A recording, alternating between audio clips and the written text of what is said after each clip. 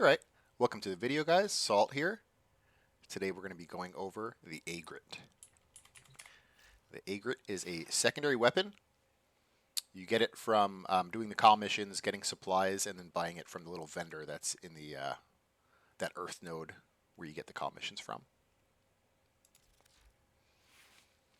So the Aegrit's like it's a throwing weapon, and when you throw it, it's going to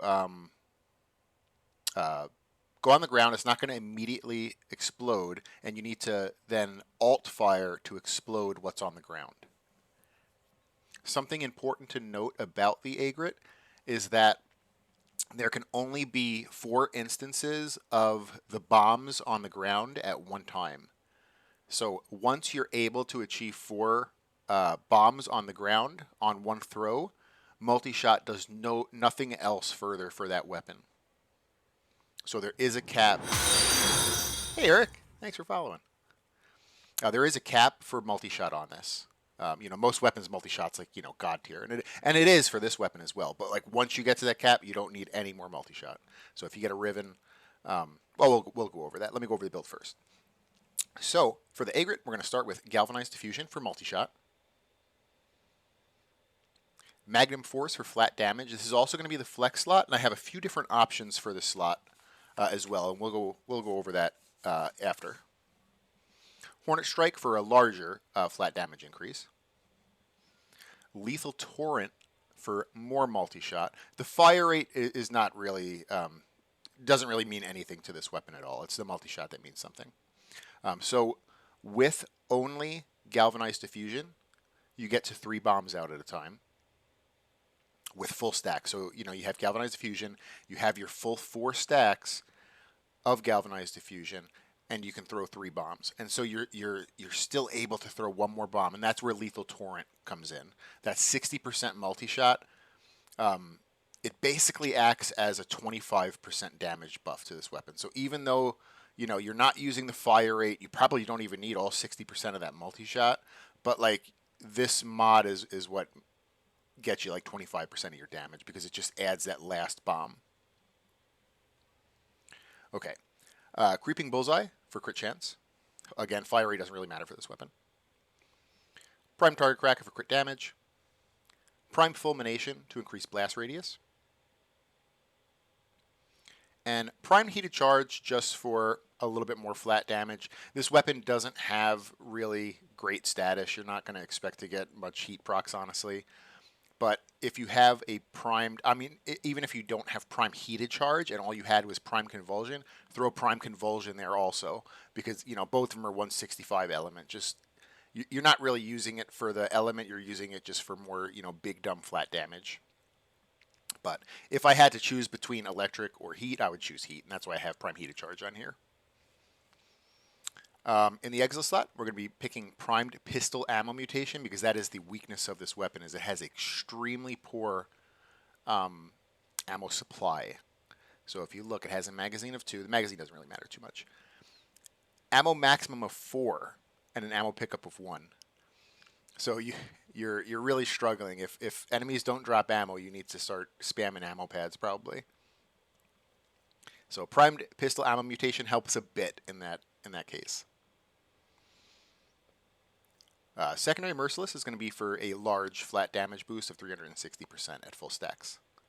And, most weapons I like Deadhead, or, Deadhead's equal to Primary Merciless a lot of times. For this weapon, it's not, because obviously you're not going to be getting headshots with this weapon. You're going to be throwing bombs on the ground. So for this weapon, Secondary Merciless is the way to go. Okay, so let's go over this Magnum Force slot, because there are other options for this slot. We'll go over the first 2 weaker options. So Augur Pact is going to be a weaker option for this slot. Obviously, Augur Pact is 90, Magnum Force is 165. Magnum Force has higher damage.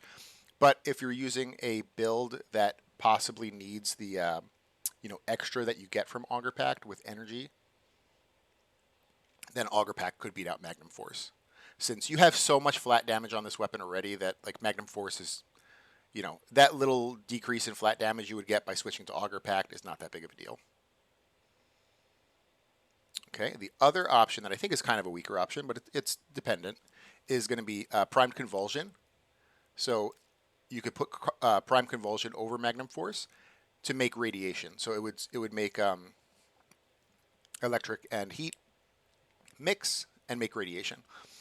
If you're using a specific build that needs radiation, you would do that. Otherwise, I think Magnum Force is still better than Prime Convulsion.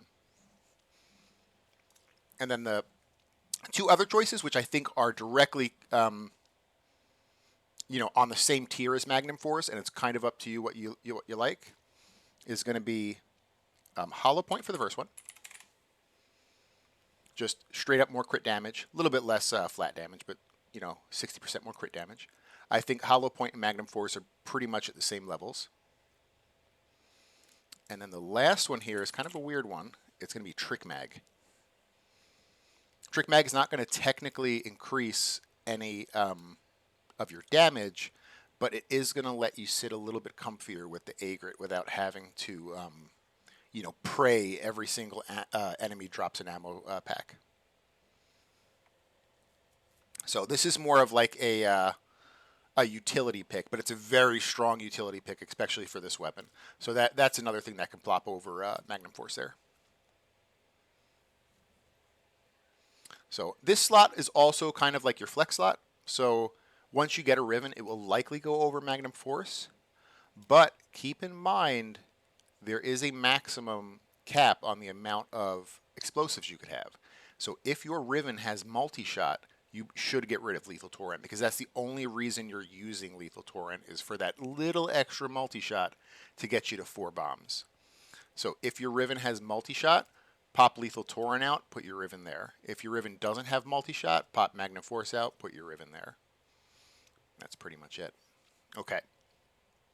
So I'm not going to be using Trick Mag, because I want to just use the base weapon, and we're going to see how the really low ammo supply does. Am I able to kind of, keep myself topped off, or am I going to be struggling with the ammo? And you can kind of make your own judgment where it's like, oh, he was really struggling. Maybe I should put Trick Mag instead of Magnum Force. So what we're going to do is we're going to do a 10-minute Kuva survival. We're going to kill some trash, kill some acolytes, and then we'll switch over to a 10-minute Lua Conjunction survival if we can make it that far. In this series, I like to test weapons on their own merits. I don't like to mix them with Warframe abilities or pet abilities or pet weapons. And so because of that, I'm going to be using an Inaros with no Archon Shards. No mods or arcanes that increase weapon damage. And a pet with no Sentinel weapon.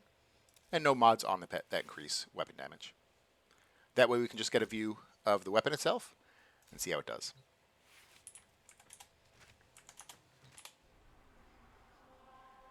All right, let's go into the Kuva survival here. It's going to be on Steel Path.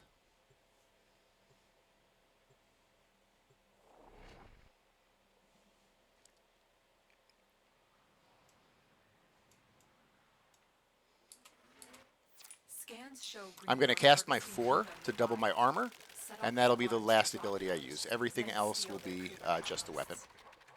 If I have to use an ammo pad, or I even have dispensary on my Inaros for this series, but if I have to use an ammo pad or dispensary, I'll make sure I say so. That way, you could know that I have had ammo issues. I probably will with this weapon at some point. As expected, Grineer have shut down the environmental systems, sending modified life support capsules. Use these to sustain your environment or attach Kuva catalysts to begin harvesting.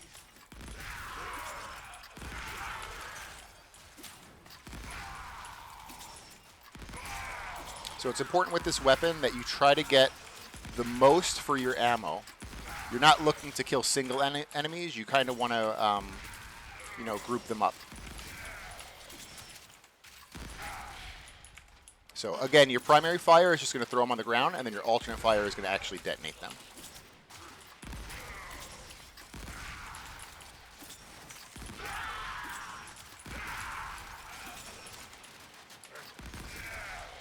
Even though this weapon is a high crit weapon, it doesn't really reach high crit tiers. It's going to be primarily yellows with some oranges.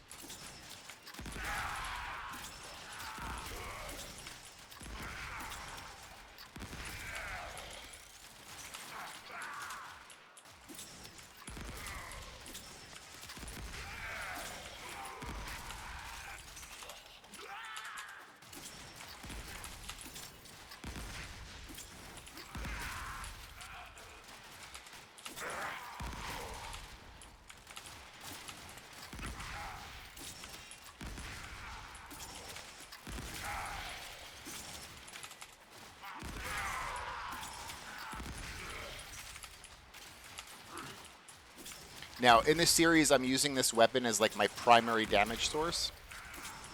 This weapon does make like a pretty, like, I mean, obviously it's a secondary. It makes a really good secondary. Like, if you have a strong primary you're using, but, you know, maybe you need something a little extra. Maybe, you know, you have some kind of like holster mod where you got to like switch and whatnot. Like, this makes a pretty good secondary to switch through, throw a bomb, do a big AoE damage, and then switch back.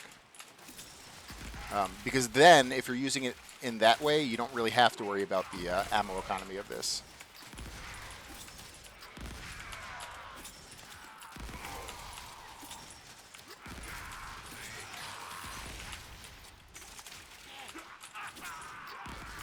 All right, let me head to the first set of life sports. That way we can kind of change the scenery of where we are. That way we're not just jumping back and forth in the same hallway. I'm going to hit this one too.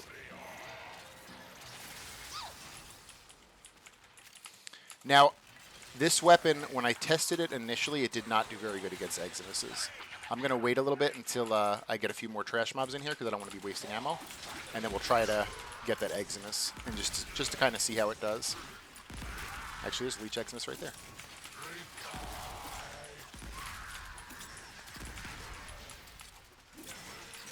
So you can see that Leech Eximus has taken like a few blasts of this and he's still pretty high. So that is one of the weaknesses of this weapon, is that it doesn't, it's a very good trash killer, but it doesn't do very well at killing big enemies.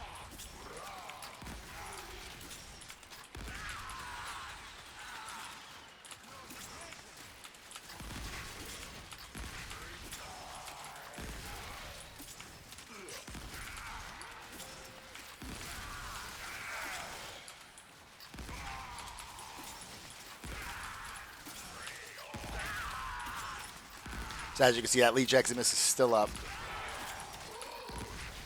Basically, he's going to stay up. Unless he's just going to be killed through pure attrition from killing smaller guys around him.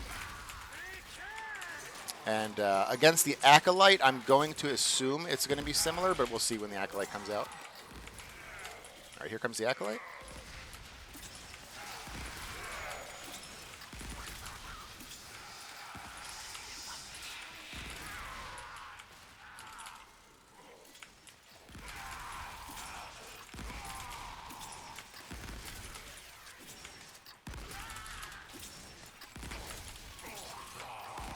Actually, it is doing respectable damage against the Acolyte.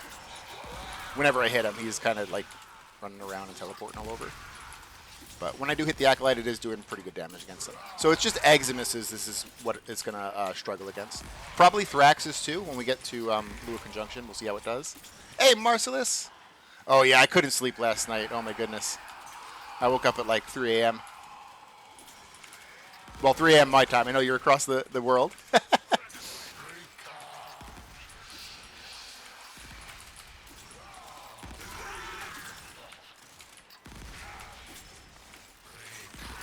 I was like, let me throw a video out.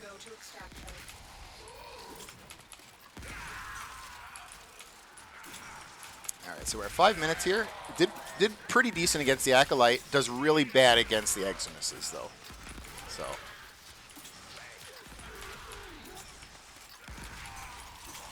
You know, we still have some of those Eximuses that have been up for about 2 or 3 minutes are still up. They're still living their best life here. There's that Leech Eximus right here.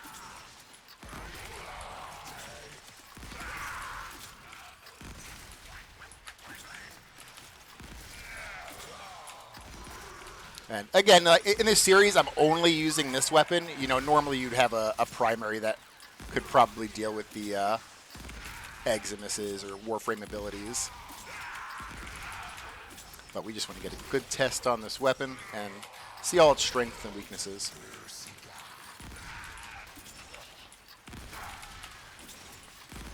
Got a Kula Guardian here. Let's get him out of his little invincibility mode.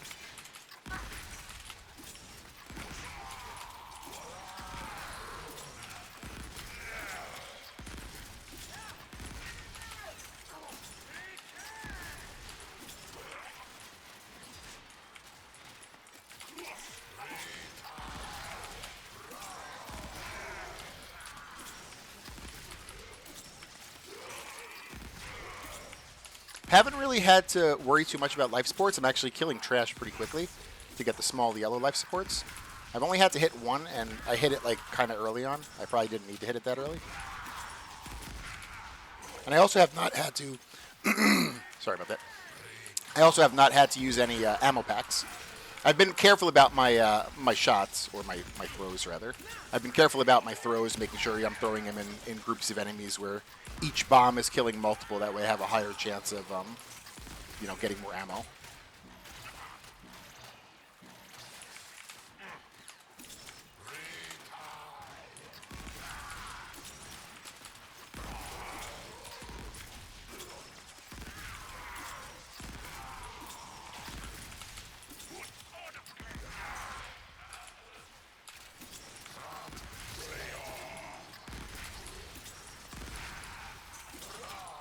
I don't know if that's the same Liege Eximus and he's just gotten a little bit more health, but that guy's just living his best life. I don't think he's gonna die here.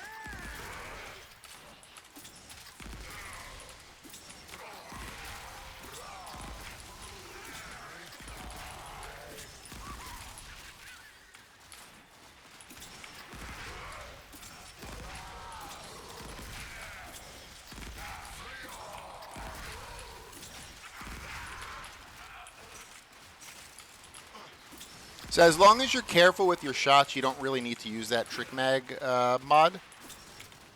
But if you kind of want to be a little bit less careful or just not have to worry about it, Trick Mag is a good option over Magnum Force.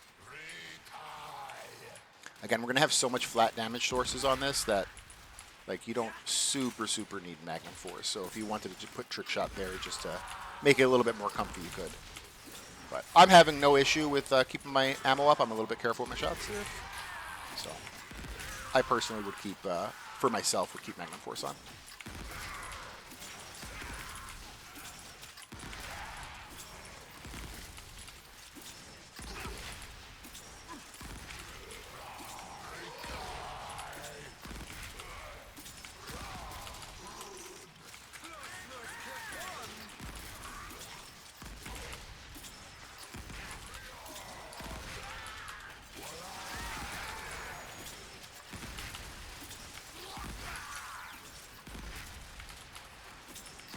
I think we're getting to the point where most of these enemies that are still up are actually just Eximuses.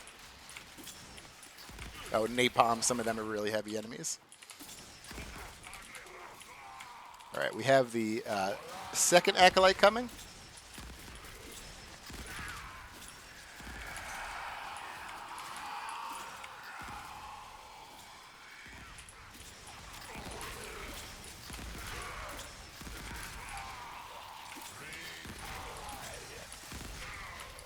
I think that's Torment down there. Yeah. I'll probably teleport up here. Nope, that wasn't him.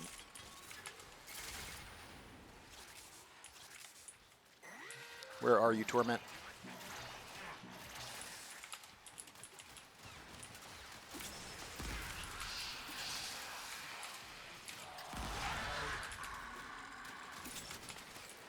The longer you fight, the more successful. Okay, so we're at 10 minutes, and we're at 683 kills. Now, when I do these tests, like pretty average weapons usually hit at about 350 to 400 kills. So at 10 minutes, we're at 685. That's pretty good for this weapon. But keep in mind, we basically couldn't kill Eximuses. I think some of the Eximuses that were up 5 minutes ago were still up. Pretty good. It's pretty good against the Acolyte, though, if I can find the Acolyte. It did really good against the first one. This Acolyte, I'm not sure. I think that's not him. Oh, it is him down there. Okay.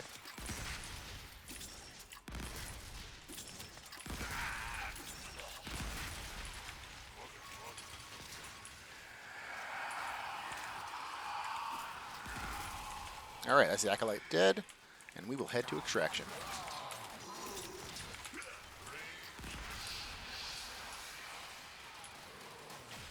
Do I have an Extraction marker? That is the question.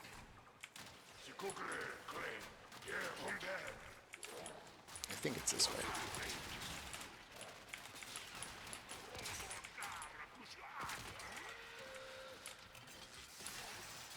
Hey, Pody.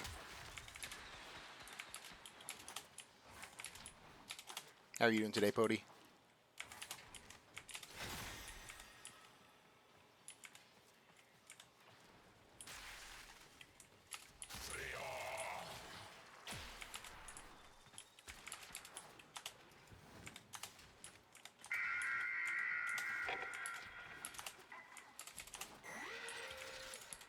Nice. All right, so we're at extraction here. Oh, you got Gauss Prime? Sweet. How do you like him? Will was greater. This is good. I leveled my Gauss up to 30, but I haven't really built him out at all yet.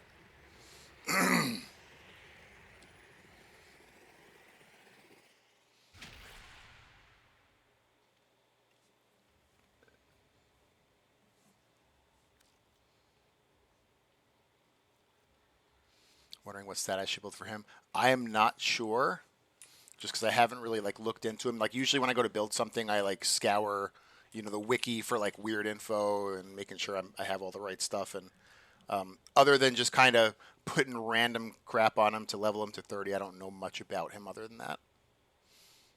I haven't really looked into him too far. So we're gonna go to Lua Conjunction next.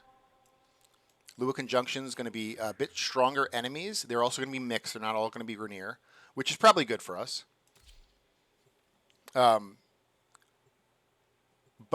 at the 5-minute mark of Lua Conjunction, you get the Thraxes that spawn, and you usually get the Acolyte at about the same time. The art of combat must be practiced. Weaker weapons usually struggle there. The canvas of war. I don't think this is a weak weapon as far as trash killing, but I don't think it's going to do well against the Thraxes. I think I will fail against the Thraxes.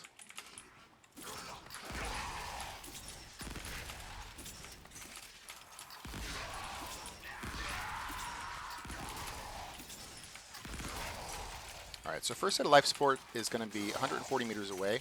I'm going to try to like kind of Congo line these guys a little bit towards that life support, because dealing with spawns in Lua Conjunction is one of the harder things. It's easy to run around and kill them, but you're usually not getting enough life support to sustain yourself.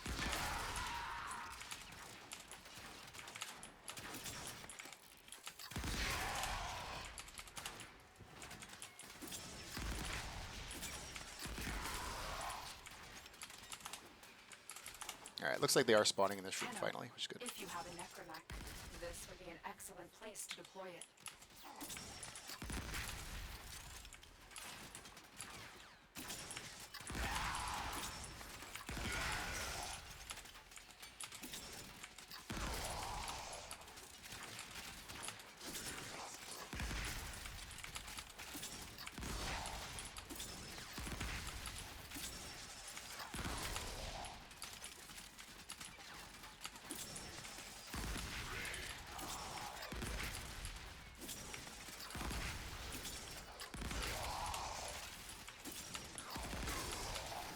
Be a little bit more careful with my shots because I'm not picking up as much ammo as I'd like.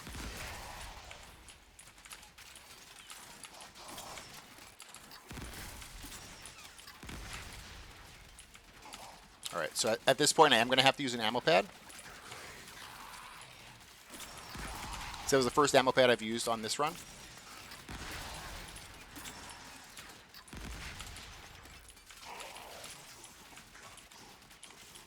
Got my weapons stolen.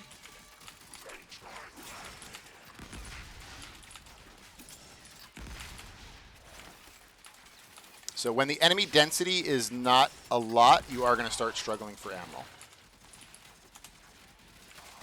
Again, oh no, I just picked up some, okay. I thought I was going to have to use another one or use dispensary, but I got a little bit of the ammo there. Alright, we're going to hit a life support here. Going to hit the other life support.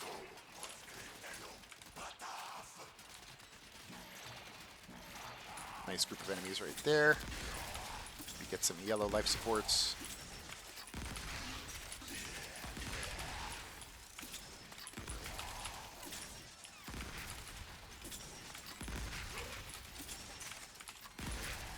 So if you're using this weapon as a primary weapon like I am currently, You need to... Enemy density is like, you know, key.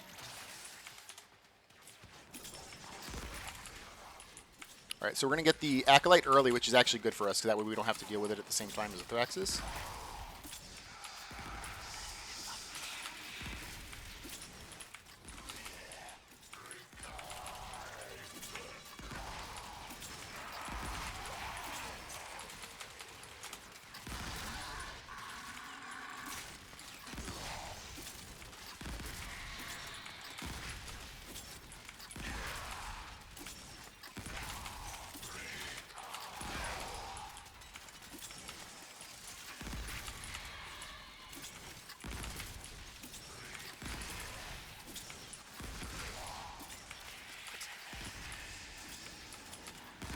I feel like I always get Torment, and he's always just throwing himself around the map. There he goes, somewhere else. He's over there now. They know you're here. Prepare for sentient fighters. Alright, so that's it for the Acolyte. We have 45 seconds until the Thraxus come next.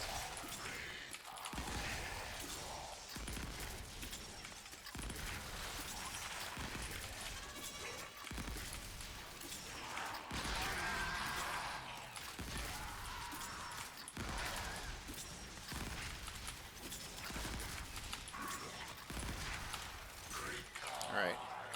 About 10 seconds until the Thraxus come. I'm actually going to try to spawn them like here-ish. Or actually maybe at the next set of life supports here. The longer you hold out, the deeper I can search. But if you need to leave, extraction is ready. Void signature. Now these are big guys, so I'm probably going to have to use ammo pads on them. Just because I'm not going to be getting small ammo from them.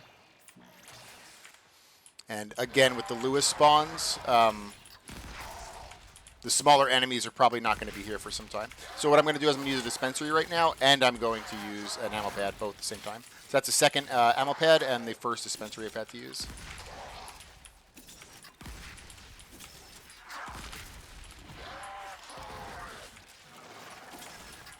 I don't think this weapon will deal with the Thraxus very well. I think I'll probably fail. Just because the weakness of this weapon is Eximuses and large enemies. I'm actually out of ammo. I'm going to cast Dispensary again.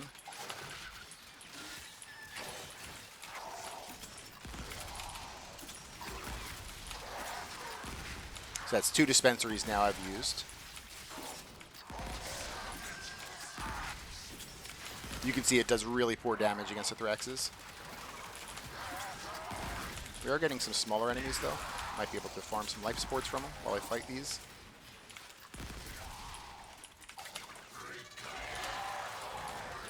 Alright, I'm going to have to do Dispensary. Ammo pad still on cooldown. Ammo pad. That's the third and third.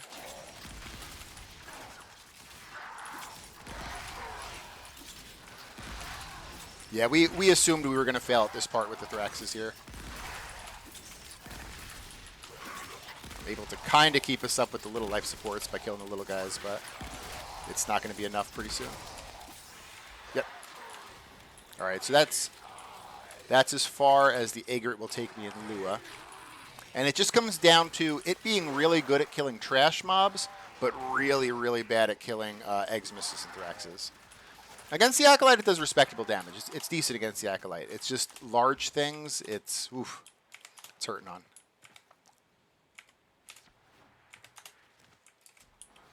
Like large basic enemies, not Acolytes. It's good against Acolytes.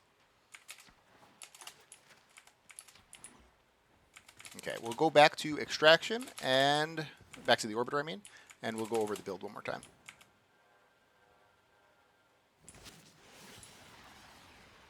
What you have learned here will serve you well. We'll also check how many kills I got in that time. So 7 minutes, 53 seconds. We'll see where my kill count is. It's going to be, well, actually, it says it right there, 258. I was going to say it's going to be a lot lower than Kuva Survival, just because you spend more time fighting bigger guys on Lua.